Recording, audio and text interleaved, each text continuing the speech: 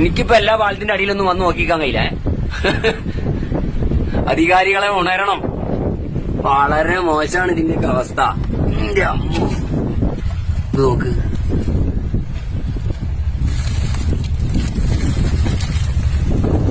ഉണ്ടോ തുരുമ്പിടിച്ചിട്ട് എന്താന്നുള്ളത്.